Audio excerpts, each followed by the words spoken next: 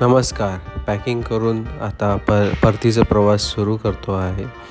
आज जाणार आहोत नागपूर ते मुंबई. ही होती आमची प्रॉपर्टी, निसर्गरम्य, त्या आजूबाजूला शांतता, तलाव.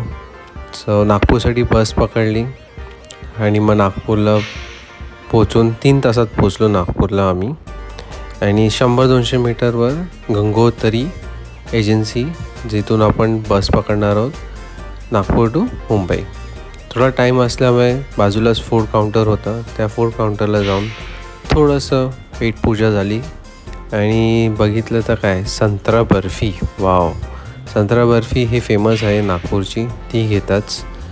आणि थोडासा व्हिडिओ काढून तेवढ्यात फोन आला ड्रायव्हरचा की बस आली आहे. 9:45ची बस होती आणि बरोबर टायमात बस आली. तर सामान ठेवण्याच्या गडबडीत सामान ॲडजस्ट केले. तेवढ्यात आत गेलो. आतला ॲम्बियन्स खूप छान होता, झोपण्यासाठी चादर आणि AC होती. आणि बस निघताच मध्ये थांबली डिनरसाठी. जेवण करून पुन्हा प्रवास चालू केला. रात्रीचा प्रवास असल्यामुळे झोपण्याशिवाय काय पर्याय नव्हता. छानसं झोपलो. तेवढ्यात सकाळ झाली. सकाळ झाल्यावर ड्रायव्हरनी नाश्ता कॉफीसाठी थांबवलं.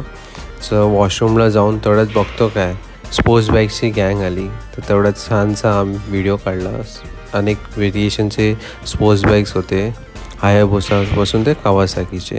तिथून परतीचा प्रवास चाललेला. समृद्धी मार्गावरनं प्रवास सुरू केला.